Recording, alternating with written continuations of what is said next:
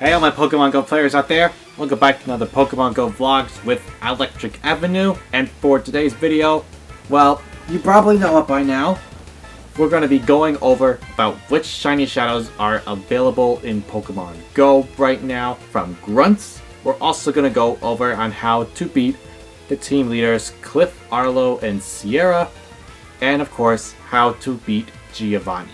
The shiny shadows in Grunts are a new thing, and it's going to be permanent from now on. So I want to talk about which shadow shinies are available first before I continue on with the rest of it. So don't forget to give this video a thumbs up. Also don't forget to comment down below. Don't forget to subscribe to my channel, and also don't forget to click that notification bell and share this video with your friends.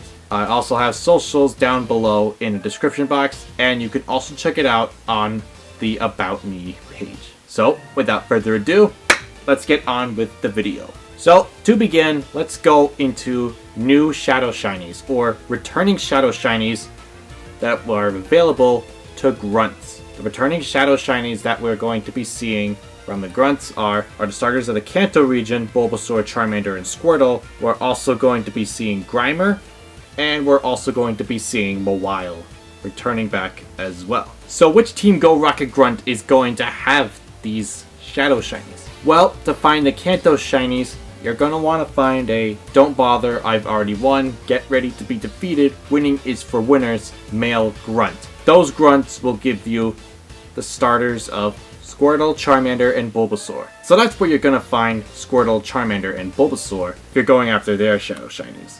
I'm probably going after Shadow Shiny Charmander, since that's the only Shadow Shiny I don't have from those three.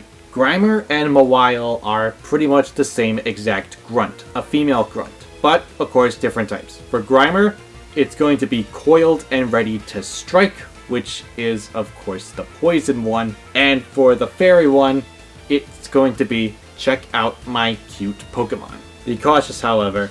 For Coiled and Ready to Strike, you can also get a Foongus from there, and from the Check Out My Cute Pokemon, you can get Snubbull and Ralts. Now you know what grunts to find shadow shinies from. I think the starter ones are going to be even more of a bigger challenge. But if you get lucky and find the shadow shiny starters, then you're in luck. Alright, now let's move on to the team leaders. Alright, the first team leader I want to go over with is Cliff. Cliff, of course, is kind of an easygoing one for this change. His first lead is going to be Larvitar Shadow, which is now also getting a shiny variation. So how to beat his Larvitar? You're going to need either a ground, fighting, steel, water, ice, or grass type for, of course, his Shadow Larvitar. Alright, now let's go into the second slot that he'll have. In his second Pokemon lineup, he's going to have either Skarmory, Kingdra, or Sceptile. Now, Skarmory is basically weak to fire and electric attacks. Kingdra is weak to fairy and dragon attacks, while Sceptile is weak to fire, bug, flying, ice, and poison attacks. So Skarmory and Sceptile share a common weakness to fire. So I'd recommend bringing in, for the second slot, probably a fire type. Unless, of course, you run into a Kingdra, and I also would recommend bringing in, like, a fairy type if you wanted to do that. Although I would definitely 100% recommend bringing a fire type with you in case you get a Skarmory or Sceptile, because I think those would have higher chances. But anyone's pretty much equal. His last Pokemon slot is going to have Gyarados, Tyranitar, and Swampert. Gyarados, of course, is weak to rock and electric attacks. Tyranitar has 7 different weaknesses. This includes bug, fairy, grass, fighting, ground, steel, and water. And Swampert's only weakness is grass attacks. I'd say for this one, I would bring in a grass type in case you also get a Swampert, because both Tyranitar and Swampert share same weaknesses to each other. Gyarados, of course, is only weak to rock and electric, so Gyarados doesn't really share any common weaknesses with these two. But if you end up failing on the first try, you can always start over again. Nothing wrong with that. Although he's likely going to bring Tyranitar. But I'd also recommend bringing a fighting type, since it's a dark and rock type after all. And it would obliterate Tyranitar completely. Next, let's move on to Sierra. Now, Sierra's first lead is going to be Murkrow. And yes, this is, of course, going to be a Shadow Shiny as well. Murkrow's weaknesses include rock, fairy, electric, and ice attacks. So I'd probably bring in like either a rock type or an electric type or an ice type. Fairy types are also good too, but it really depends on who you're going to bring. Although I would probably use an electric type or an ice type or a rock type, because here's what her second slot is going to have. Her second slot is going to contain Steelix, Swampert, and Staraptor. Steelix's weaknesses include fighting, fire, ground, and water attacks. Swampert, of course, grass attacks, and Staraptor is electric, ice, and rock.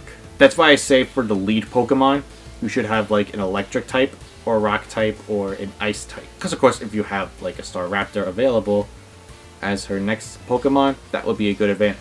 And for the second Pokemon I would use either a grass type one, or I'd also use a water type. Just in case, like, you know, you get one of them.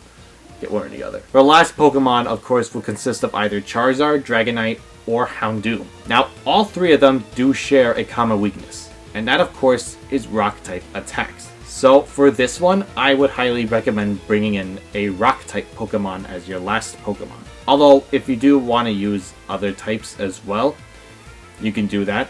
I just recommend, though, bringing in a rock type if you want to finish off her last Pokemon very quickly. Now let's move on into Arlo. Arlo's first Pokemon, of course, is going to be Teddy Ursa, which of course already has a Shadow Shiny available. For Teddy Ursa, it has a weakness to fighting type attacks, since it is only just a normal type after all. In his second lineup, of course, he has Hypno, Blaziken, and Golurk. Interesting choices, I'd say. Hypno is basically weak to Dark, Ghost, and Bug attacks. Blaziken is weak to Flying, Ground, Psychic, and Water, while Golurk has weaknesses to Dark, Ghost, Water, Grass, and Ice. So this is actually kind of an interesting choice.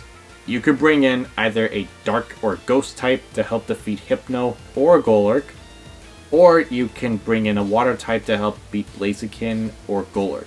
It also depends on what he's going to bring in his second slot also. That's nothing compared to what the last slot has. His last Pokemon will be either Scizor, Banette, or Luxray. As we all know, he's mostly going to use Scizor.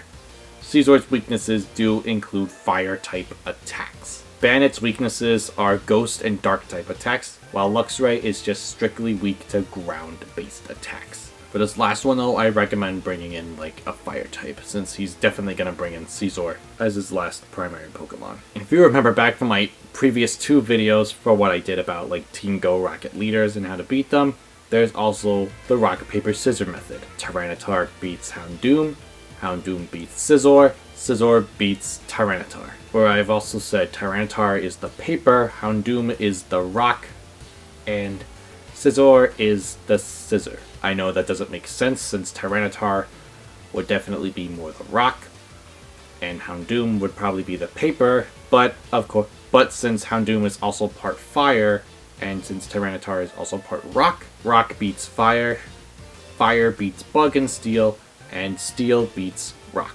That's basically a method on how you could say that. Now let's move on to our final boss. This, of course, being Giovanni. We all know what Giovanni's lead Pokemon is going to be. That lead Pokemon is going to be his Persian.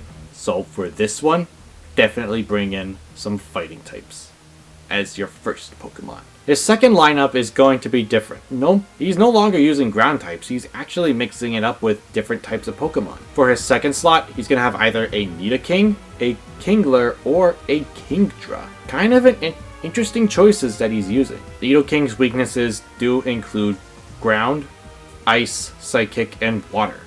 Kingler's weaknesses include electric and grass attacks, while Kingdra's weaknesses include dragon and fairy. This is kind of an interesting choice that he's using. I was actually expecting to see more ground type Pokemon, since of course he was the ground type gym leader from Viridian City from the Kanto region, as we all know of. But I think this is a better pace of changing up his tactics.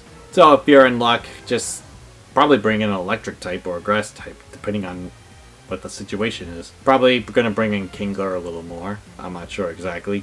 When I battled against him, he definitely had a Kingler in a second slot. Kind of a surprise there. Lastly, his last and final Pokemon is going to be Regice. Shadow Regice. The legendary Pokemon that he'll be using for this season. If you want to beat Regice, you're going to need to bring a fighting type, a fire type, a rock type, or a steel type Pokemon with you. Really depends on which one you have as the strongest type. I hope that you follow these guidelines in good ways possible. I hope you enjoy the methods that I actually use. I do use when battling out against the Team Go Rocket leaders and Giovanni. For the most part though, this is going to be an interesting Team Go Rocket takeover. It's very early this year too. I'm a bit surprised by that actually. Anyways, that's it for today's video. Thanks for watching. I'll see you guys on the next video. Goodbye everybody.